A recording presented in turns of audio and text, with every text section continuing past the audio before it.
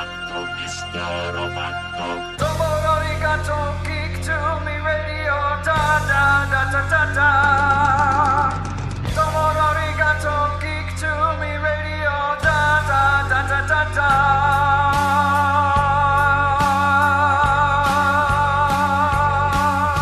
Welcome, geeks and nerds, girls and boys, to another all-new Geek to Me Radio. The show today is so jam-packed with guests that I don't even have time to tell you who's going to be on. Hopefully you follow me on Twitter at Geek to Me Radio. We're going to go right to our first guest because we've got to cram all this into an hour-long radio show. Brett Hoffmann has been on the air with me before from Marcus Theaters. He's their head social media guru, marketing expert, and we're going to do a non-spoilers talk about Avengers Endgame. Brett, how are you? I'm doing great. Good. So, where to begin? This movie emotionally wrecked me. It's been, I put it out on Twitter. It's the culmination of a 22-episode odyssey, the likes of which moviegoers will have never known before, that people have invested 10-plus years of their life in. So their emotions were high, the stakes were high, people were crying, people were cheering. I'd never seen another movie like this one. I thought the same thing exactly. When you look at this film, this is truly, at least once in a lifetime or once in every few decades, this movie will make between $350 and $358 million this weekend. That puts us almost $100 million ahead of any opening weekend ever, and gives it a shot at perhaps even becoming the number one film of all time. So certainly once in a lifetime or once in a couple decades opportunity. But I think, like you said, I think the thing about this one is the run-up to this one. We've had other franchises do well, but who else can say that there is a 22-film franchise that led up to it, of which I think every single one of those films I would probably sit right down and watch again today to be able just to watch it again. And I think that's the thing that Marvel has done. They put together such a good pedigree of movies that both stand on their own and go together in the storyline, and every single one of them is worth a rewatch. And that's what I really think is the miracle that they happen to pull off. And I know, if I'm not mistaken, I saw the numbers for China opening day were like 327 million. So this very easily could, at the rate it's going, be a $1 billion opening weekend worldwide. Certainly could be, and certainly looks to be shaping up that way. And we'll just see. It doesn't have much in front of it next week either. There's a couple other films coming out. There's The Long Shot, which is coming out, which is actually a very good comedy with Seth Rogen and Charlize Theron. And then there's an Ugly Dolls movie, which is more of a family movie, except for the fact that I don't think either one of those are going to get in the way of this freight train. I think it's going to have a lot of momentum to come, and we'll just see how high it can climb. And this is one of those ones, too. It's the opening night that I went and saw. We just saw a regular showing, but they've got the 3Ds, which did you see it in 3D yet? And what can you tell us about the difference? Yeah, like you said, I think this is a movie you got to see a few times, and I'd see it in multiple formats.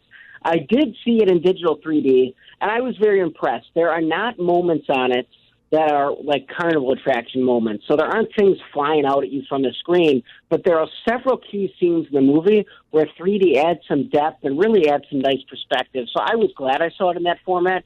I know some people might be on the fence in 3D, but if you're looking to go see this one a second time and you saw the original in 2D, I'd go back and see it in 3D because you'll really be able to tell the difference and see where they added the depth there. I'd also recommend anyone in that St. Louis area, you've got other options which are great. You've got the Ronnie's IMAX screen, which is going to be just beautiful and terrific, being that it was shot with IMAX. And the other thing is you've got both our Ultra screens at the O'Fallon and Chesterfield Cinema to be able to see this movie on a truly big, large screen format as well. So you really couldn't go wrong watching it at the Ultra Screen DLXs at Chesterfield or O'Fallon, or seeing it on that IMAX at Ronnie's Cinema either. And it's funny you hit the two that I was thinking of, because I'm taking a friend of mine to go see it Monday night. We're going to hit up Ronnie's. And then on Tuesday night, my brother and his wife and I are going to go see it at Chesterfield on the big screen. So, yeah. And I should mention, too, for anyone who's listening, Marcus Theaters, great place to see movies, 11 different states. So if you're listening to this, Illinois, Iowa, Minnesota, Missouri, Nebraska, North Dakota, Ohio, and Wisconsin, please go see it at a Marcus Theater for sure. If you had to round out, because you mentioned that any of these movies are easily, you can sit down and watch them again, what would be your top three go-tos? Well, my top to go through is definitely Endgame and Infinity War. I thought those were great. And I'm going to cheat a little bit here. I really thought that the Iron Man really basically sets the tone for the whole thing. In 2008, Iron Man 1 comes out and really sets the tone for this whole thing. And I don't want to spoil any of the movie, but they really carry it through. Iron Man basically starts the series and really carries it through nicely to us in the end. So I would say if people are really looking to get into the series, the Iron Man is the places to start. But I think these final two, Infinity War and Endgame, just really complete the story with it being almost 6 hours of film there. But really, they did a nice job with a beginning and an end with Avengers Infinity War and Avengers Endgame there. And that's one of the really great things. You kind of touched upon it right there, that these are movies you don't have to have seen all 20, because that's kind of daunting when people hear this and be like, wait, there's 21 movies leading up to it. You don't have to see, you should probably see Infinity War to get the gist of what's going on in the beginning of this one, but you don't have to sit down and watch all 21 movies to appreciate what we're seeing now in Endgame.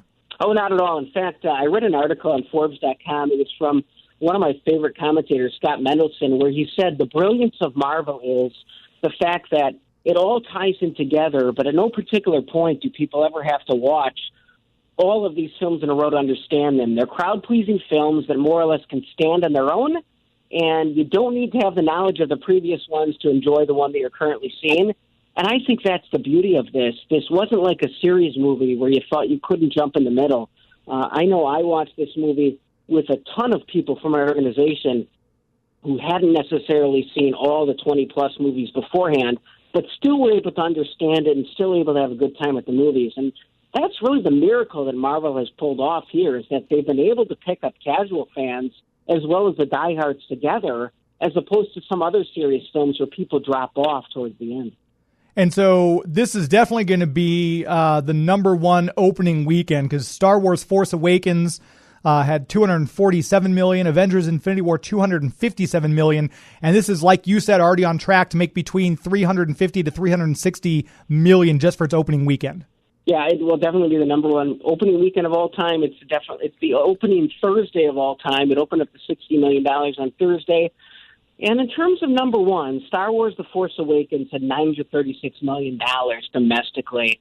That is a tough nut to crack, given the multiple you have to hit for that one. Yeah. But just looking at this movie, I mean, I think a lot of people are going to go back. And I know that we kind of promised everyone we're not going to spoil the movie. Maybe I can come on in a few weeks and we can talk more in depth about the plot, because I don't want to spoil this for anyone. But let's just say this. The movie had great closure, but also opens up a lot more questions for people to think about because of the aspects that are in the plot lines. And I think that's the beauty of it. I want to watch it again and again just to see if I can pick up on some things that I missed my first go-round of this 3-hour movie. Yeah, that's one of the things I said. I was so busy. Like, I've never before applauded, like, clapped my hands during a movie, and I did it like 5 times. I was crying. I was laughing. I was gasping out loud. I'm hitting the people next to me, who luckily I knew, because I knew what was coming. I'm like, this is gonna, and they're like, what are you doing? And we're gonna have an interview with Jim Starlin, hopefully here in the next segment. And he had a cameo in the movie. He's in the little group scene with Captain America when he's having his little group intervention thing. He's the bald guy with the glasses. But it was just, if you're a comic book fan, you're going to so love this movie. If you've been invested in just the movie so far, you're still going to love this movie. And I think even the casual moviegoer is going to have an appreciation for what there is going on in this film. Oh, yeah. And if you haven't seen the movie, go out and see it. Don't torment yourself. I can't believe. How can you go through life? I couldn't turn on the TV. I wouldn't be able to look at anything on the internet for fear that I'd learned something about this movie. Go watch the movie, and then you can Google some of the questions and some of the spoilers and put together your own theories on what may have happened. That would be torture to me, having to go through life not knowing what had happened and having a fear that something would be leaked to me, essentially. Right. And I know there are people who work weekends, and I get it. You weren't able to go see it, which is why we're keeping this review entirely spoiler-free. But yeah, we need to have you on, I think, like maybe next week or the week after, Brett, so we can get into some of these questions. Because I had people who knew I went to see it Thursday night. They started texting me, hey, so you saw it, right? I said, yeah. Well, why did this happen? I'm like, well, I think it's this. And well, someone else would text me and say, well, what happened to this person? Why didn't they? I'm like, here's my idea. But it's one of those things that you're going to be talking about it, and things are going to come up in your brain literally days after you saw it, be like, oh yeah, why was this? So yes, Brett, let's make sure we have you on again in the next 2 weeks at least, so we can dig into this, because if you haven't seen it within the first 2 weeks, that's on you. I would say so too. So yeah, we'll definitely have you back on. Thank you very much again. And once again, if you've listened to the show in the past, you know Marcus Theaters is a sponsor of the show. We greatly appreciate their sponsorship, and they've got just an amazing facilities all over for you to go see the movie and to go see it. And like he said, the IMAX at Ronnie's if you're here in St. Louis, the big screen at Chesterfield. But you're not going to not enjoy this movie even if you go to one of the regular showings like the 2D that I went and saw. You're going to love this movie. So make sure you go to the website, marcustheaters.com. You can buy your tickets right there online. Brett, I always appreciate having you on the air, and we'll have you on again here in the next few weeks. This is great. I look forward to it, and everyone else out there, go see it for the first time, go see it for the second time, go see it for the third time. It's that good of a movie. I'll have probably seen it 5 times by the end of next week, so we're good. Brett Hoffman, thank you very much for your time today. MarcusTheaters.com is that website. We're going to take our first break, come right back, and we'll interview Jim Starlin, the creator of the Infinity Gauntlet, right after this. Stand by.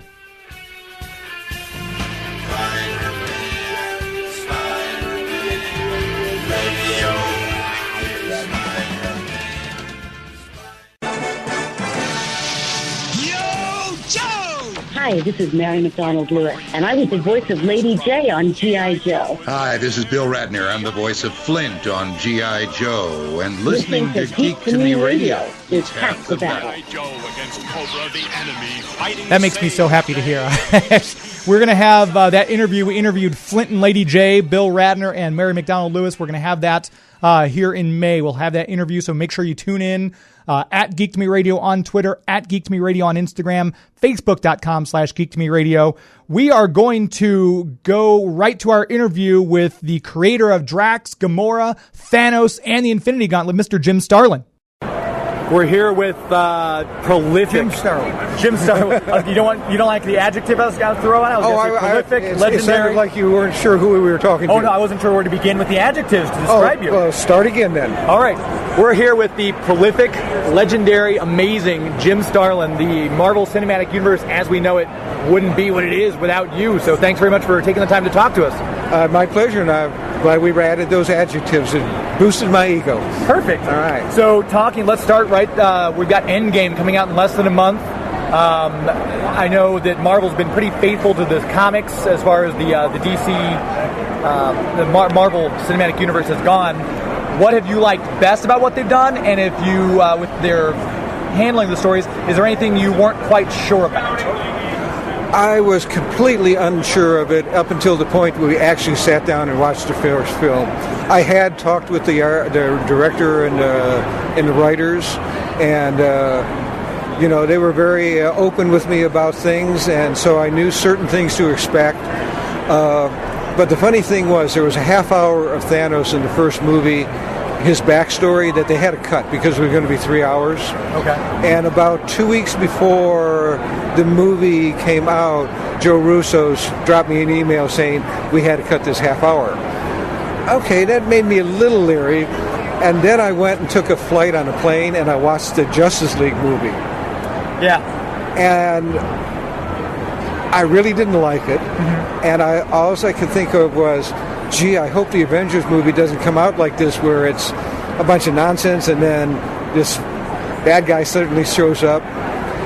And I shouldn't have been worried, but you can't help it.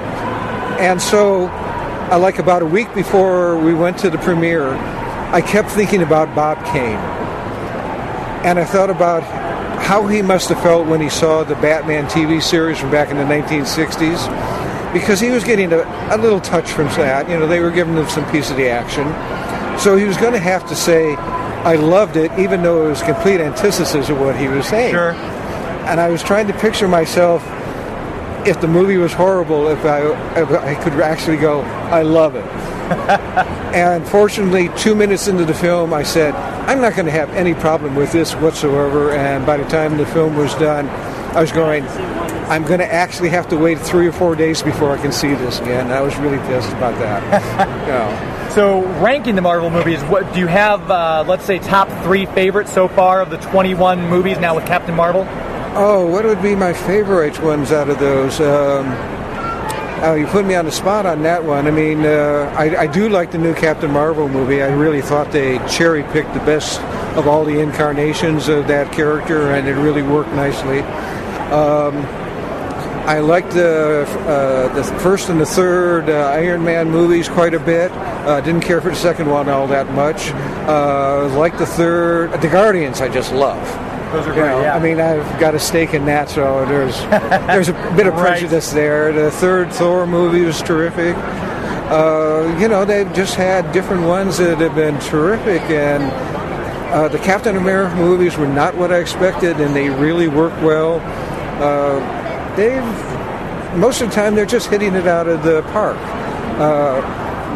I can't understand why DC hasn't gotten to the point where let's try and just imitate them.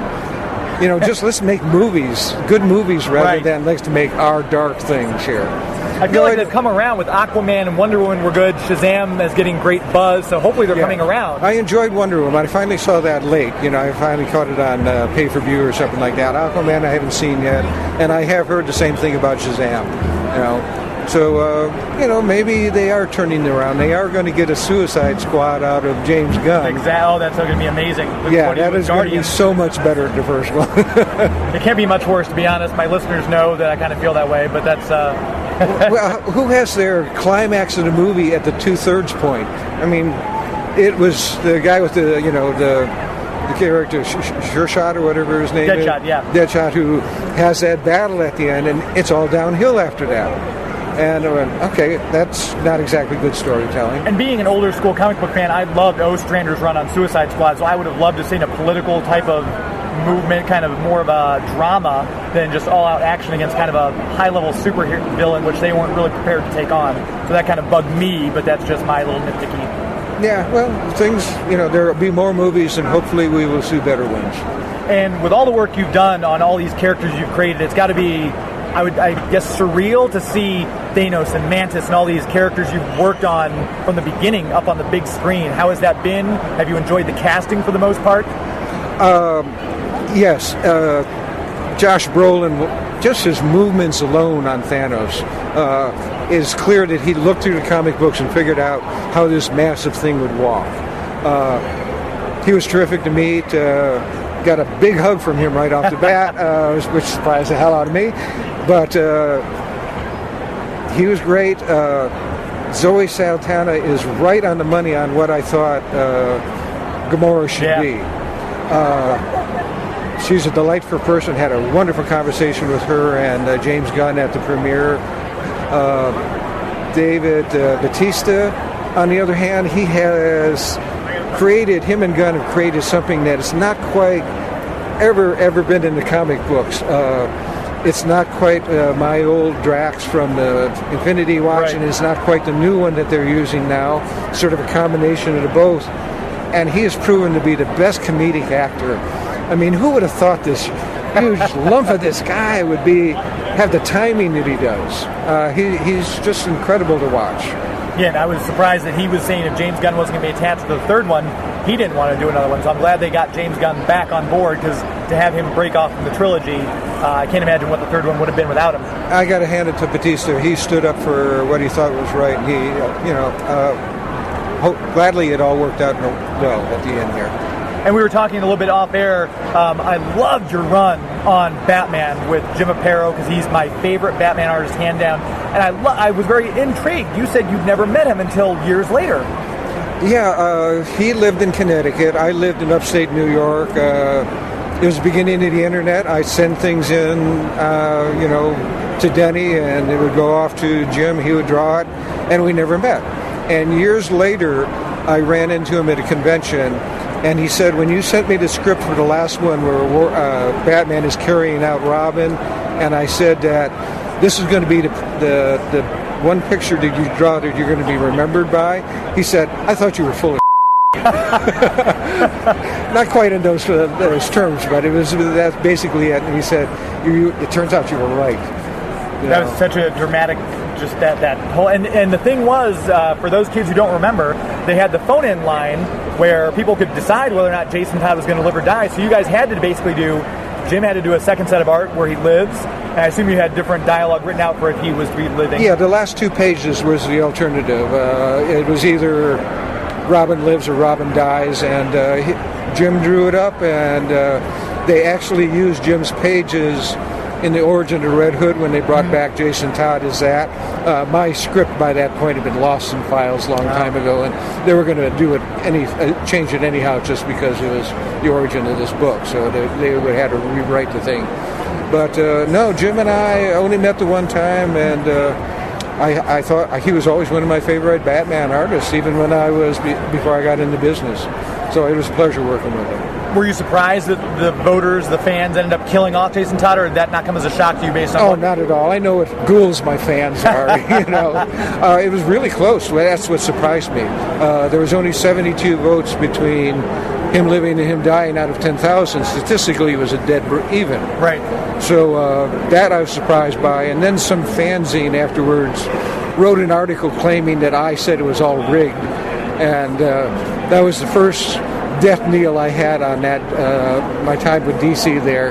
And then afterwards, the licensing department found out that they still had all these lunch boxes, pajamas with Robin on it. Yeah. And so they hit the roof. And the person who ended up getting the blame for all this suddenly was me. Oh. And so all my work dried up within a couple months. Huh. But it worked out fine because I went over to Marvel and I did the Infinity Gauntlet. So it was kismet. It was meant to be like that. And being, as we mentioned, those adjectives in the beginning, all the prolific and legendary, you're seeing a lot of young talent come up. Who do you like now? Are you keeping up with the comics? And if so, are there any writers or artists that really are like, wow, that guy's got it? I'm afraid I'm not keeping up with comics the way I used to. No, the guy who took over Thanos, I'm drawing a blank on his name. Oh, right on screen, too. Donnie Gates. Thank you. Yeah. Donnie, I'm sorry. Donnie, I'm sorry. Leave it in. Everybody knows I'm a deadhead, so I've liked his writing. I read his thing about the gods and that, but I've been holding off on his Thanos until I finish off with my Thanos, so I'm looking forward to reading his run. In about a month or so when we finish the last book on the trilogy that Alan Davis and I have been doing on Thanos. And we want to give a plug to that trilogy you're doing, the Alan Davis. When does that come out? When can readers look for that? Well, the first 2 are out already. It's the Infinity Sibling and Infinity Conflict. And my last book of that series and on Thanos will be the Infinity Ending, or End. Infinity End. I think it's the end. I don't think I did Ending. We'll make sure to look for those in the local comic book stores. Yes. The last one will be out about a month after the movie will be out. So probably June. Somewhere in that area. All right, well, I want to take up more of your time. You've got a line for me already. Jim Starlin, thank you so much for your time today. All right. You take care. Thank you. Again, Don, I'm sorry. We're sorry, Don. Great interview. Jim Starlin's an amazing person. He's going to be appearing at Terrific-Con in Connecticut. So make sure you go check him out along with the other Infinity Gauntlet creators, Ron Lim, George Perez, and Joe Rubenstein. We're going to take our next break. We're going to come right back talking with Toyman Chris McQuillan all about the upcoming Toyman Toy Show. Stand by. Spider-Man does whatever a spider can. Spins a web any size. Catches thieves just like flies. Look out. Here comes the Spider-Man. Hi, this is Karan Soni, and you're listening to me on Geek to Me Radio. Lucky you. Don't call it a comeback. We are back talking now with Chris McQuillan, the guy who runs the Toyman Toy Shows. And I know several of you who listen to this have been to the Toyman before. It's always a great time. Brand new show coming up May 5th with special guest Keith Coogan. Chris, how are you? Hey, what's going on today? Not much. Yeah, it's very exciting. Another Toyman on the horizon. Oh, yes. This one's been sold out almost a week after the last show. So we're looking at, it's going to be a great weekend. Keith Coogan's coming in. He'll be in Saturday night. He'll be at the show Sunday, along with his wife, Pinky Coogan. It's going to be unbelievable. He's straight from the 80s and 90s, so it's awesome. And then we also have Lorenzo Lozana, artist, will also be, did some artwork from the 90s also. He'll be our guest, too. And he's working with Lion Forge, which is St. Louis based. We love Lion Forge. It's a kind of a nice 1-2 punch of guests you've got there. Obviously, Keith Coogan, Adventures in Babysitting. Don't Tell Mom the Babysitter's Dead. And, of course, the voice from Fox and the Hound. Yes, he played the young Todd. And when you watch Fox and the Hound and you listen to the young Todd, you're like, oh, my gosh, how did I not know that was Keith Coogan? Because you just picture that. Exactly. And Toyman, for those of you who have not been before, is just amazing because in addition to these guests that we just talked about, if you're looking for something, if you're a toy collector or a comic book collector, they probably got it at Toyman. I'm always astonished by the things I'll see. There's like, oh, I really want that. And it's hard for me to come and not spend money when I come there because there's always something cool. And you're the people who show up to these and who work the tables and set up with you always are really good about rotating their stuff. So you might go 3 Toymans in a row and not see the same stuff from the same people.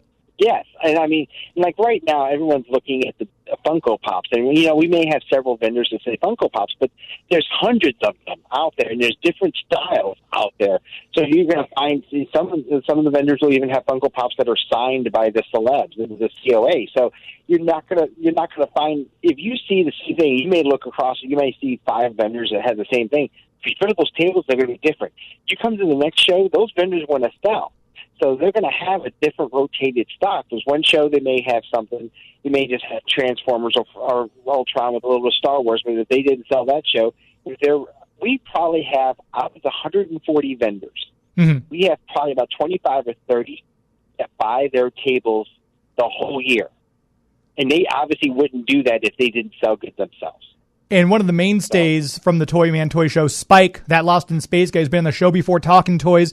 He always has the vintage toys, and he never has the same things at each show. It's incredible. Yeah, they all do it. I mean, it's great to see vintage toys, and especially a lot of people like, oh, how do you do your shows 8 times a year? How do you keep rotating stock? Well, a lot of these vendors have been in the business for so long. They just bring it out and say, okay, if I don't sell the thing, I had it for 75 and I brought it down to 50, I'm not going to go any lower. I'll just bring it. But then the one time they don't bring it, someone's going to say, hey, did you have that? It's like, no, I'll bring it next show. So then they go. So now the third show, I'm going to bring it and sell it. And for those of you who might be wondering, let people know how they can get a hold of you if they want to maybe look at getting a table for a future show, or if they just want to come to the show. What's the best way for them to contact you? So there's a couple of different ways. One way is obviously go to the show's called the Toyman Show. So literally, our website toymanshow.com. For email to get a hold of me through Gmail, which straight to my phone, it's toymanstl@gmail.com. You can find us that way. You can find us. You can text me. You can go through my phone number. You literally Google Chris McQuillan Toyman, one word. I'll pop up on a few pages. Being in business for almost 30 years, that's what happens. Exactly right. And, of course, always look for Facebook.com. Just do a search for Toyman. It'll pull right up for the events and your personal page. Chris, thanks very much. We're looking forward to seeing you on May 5th. We'll see you next week. Thank you. Take care. There he goes, Chris McQuillan. We're going to take our next break, come right back with our next guest, actor Ryan Drummond, who will be appearing at Westport Playhouse. Stand by.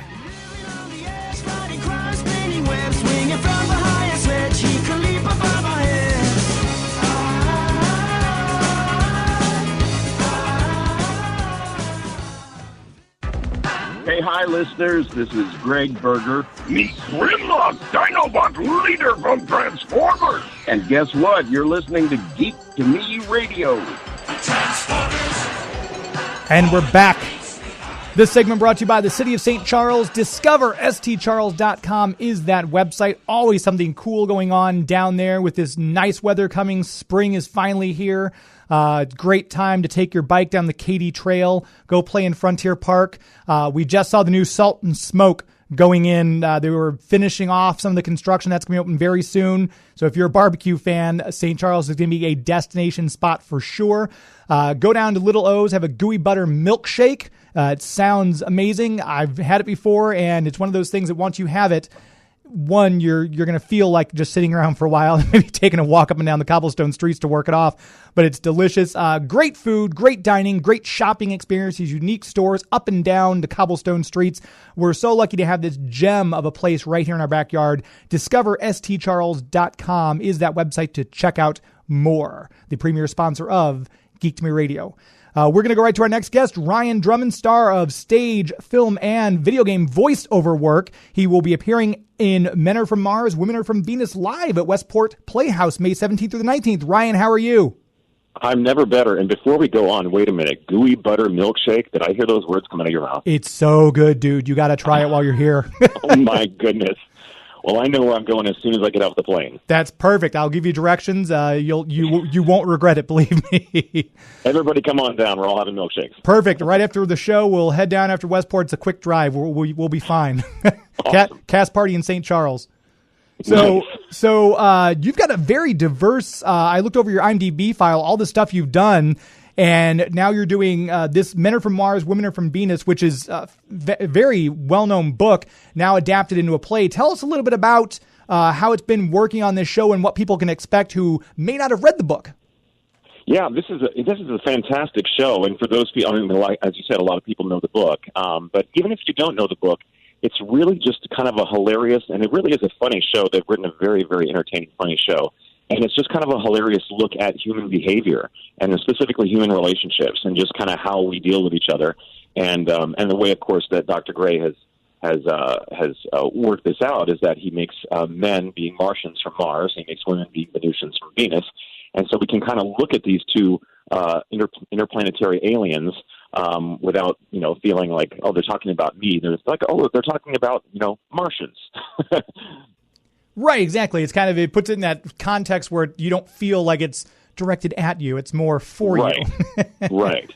And the coolest thing about doing the show, I've been doing it for about 2.5 years now, is that I really get to kind of look out in the audience, and it never ceases to amaze me where I kind of, start the show and I'm watching kind of people watching a show, like audience members, and then as they start to recognize themselves in the stuff that I'm saying, they start to kind of poke each other, whoever they're with. They're like, oh, you do that, or oh my gosh, that's me, and then pretty soon, like, I start to see people start holding hands and arms start going around shoulders, and they start laughing together, and we all kind of have this communal experience where it's like, oh, we do these things, and that's funny. We shouldn't fight against these things. We should actually just like laugh at them and work with them, and we just lead happier lives. So luckily, no one's ever gotten so offended by something they've gotten up and stormed out and run out crying or anything like that.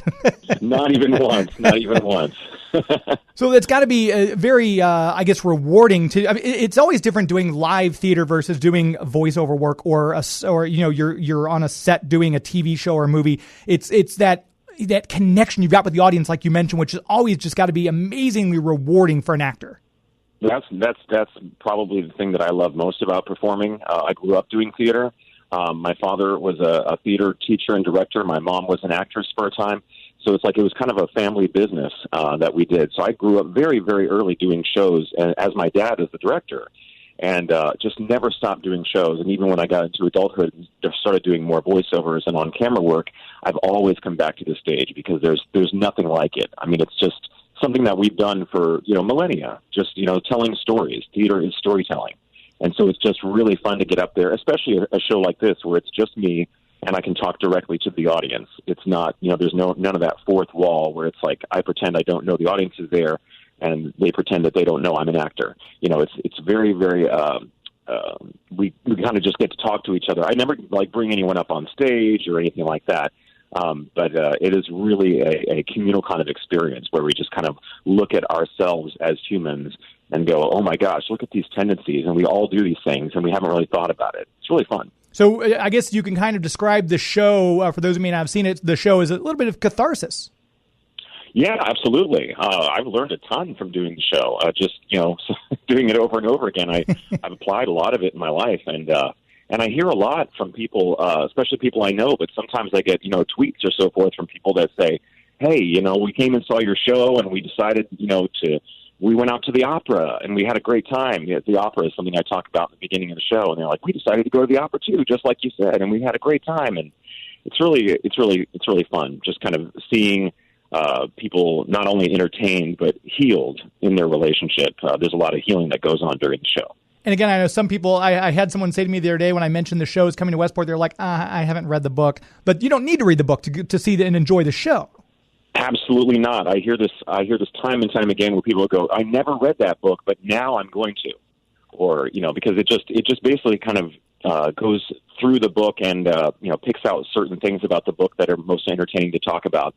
The book is just kind of more of an in-depth look at all the things that I talk about in the show, because obviously it's only slightly less than 2-hour show, and you can't put everything in there. Sure. But people often will come see the show and just be entertained, and they're like, oh, this Dr. John Gray guy has something to say. This is kind of interesting stuff, and then they go and they read the book after they've seen the show. That happens a lot. And again, Ryan Drummond will be appearing at Westport Playhouse between May 17th and May 19th for Men Are From Mars, Women Are From Venus live. You can get your tickets online. Just Google Westport Playhouse or just Google Men Are From Mars, Women Are From Venus live St. Louis. You can pull up the tickets there, buy them online. They'll have some available at the door, but we always recommend buying them in advance because, as you know, these Westport Plaza shows have sold out in the past. So get them early. Come see Ryan in this show May 17th through the 19th at Westport Playhouse. Ryan Drummond, it's been a pleasure. Thanks so much for being on air with us today. Thank you, and we're going to go out for gooey butter milkshakes after the show. Looking forward to it. Can't wait. Yeah. There he goes, Ryan Drummond. Thanks so much again for your time. We're going to take our next break, come right back with the owner of Justin's Comics, Justin Burnett, talking all about what you can expect in stores. Stand by.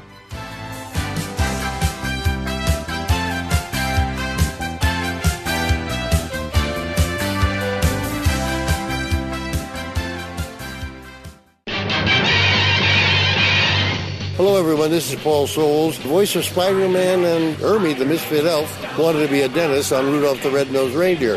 Coming to you on Geek to Me Radio. Hope you enjoy. Talk with you soon. Here comes the Spider-Man. And we're back talking now with Justin Burnett, the owner of Justin's Comics, located in the heart of St. Charles. Justin, how are you? I'm great. Good. Thanks for being on with us. We usually have you on the first of the month, but through a scheduling snafu, I totally messed that up. So we're having you on now to talk about all the things you've got going. Besides, I know you're getting your online store together. You've got a bunch of other stuff coming up there at the physical store itself. So tell us a little bit about what's going on. Oh, yeah, we have a lot of great stuff coming up. Just a little less than a week away is the Free Comic Book Day weekend. Now, Free Comic Book Day itself is every first Saturday in May every year. But we're going to have a 4-day sale event, Friday, May 3rd through Monday, May 6th. It'll be 60% off everything in store or sell, which is awesome. It's, dollar comics will only be 40 cents. That's high-end comics, toys, games, and other graphic novels and other merchandise. And then on Free Comic Book Day itself, on May 4th is when we'll release the free comics. We'll have free food, posters, and other giveaways. And we have a lot of other great stuff planned, too. We're going to have local wrestlers coming in from SICW at Southern Illinois Championship Wrestling. I'm really excited about that. I've been kind of a casual fan of wrestling. I haven't kept up with it in the last few years, but this will kind of get me back into it. Great way of cross-promoting between local organizations. And they've had a long list of legends that have wrestled through their organization. I looked it up, and then, they've had the big names like Roddy Piper and Jerry Lawler in there. But we'll have Curtis Wilde and Wildfire in store for that. They'll be doing autographs. They'll be bringing the Bruiser Memorial Cup so people can take pictures with that, too. And self-promoting their event that's coming up later in May. I believe it's, May 25th is when they're having an event in East Carondelet, Illinois. But that'll be a good cross promotion. It'll be 2 p.m. to 4 p.m. on that Saturday, and I'm also have a little art display set up too. I bought some original artwork from Immortal Hulk 1 and 2. Love that book. Oh yeah. It's fantastic book. It's great all around. The writing, the interior art, and the cover art. But I believe Joe Bennett, he's done a lot of other work in Marvel, and he's actually done some other work in horror comics too. I think this was finally he found his trademark book here with Immortal Hulk, and I'll have, like I said, a little art display of his stuff there too. From I bought a page from Immortal Hulk 1 and a page from Immortal Hulk 2, which that book alone is worth like $100 or more. And I have an actual page from it. And I was lucky enough to buy it's one of those iconic page where he says that iconic saying of "Don't make me angry" when he's on the phone, Bruce Banner. So that'll be an interesting element to add for the fans. So, yeah, it's going to be a jam-packed weekend of sales and having good stuff out there for the customers. Free Comic Book Day is always something that everyone looks forward to who's a comic book aficionado, fan, and collector. And I always tell people if they're going to buy something, if they're going to go look for a comic, especially the variants, because you get a huge stock of variants at Justin's Comics. The website, justinscomics.shop, and you're getting an online store going. If you could just, in about 45 seconds or a minute, tell us a little bit about the online store you've got coming up. I'm hoping to have it go live sometime in May.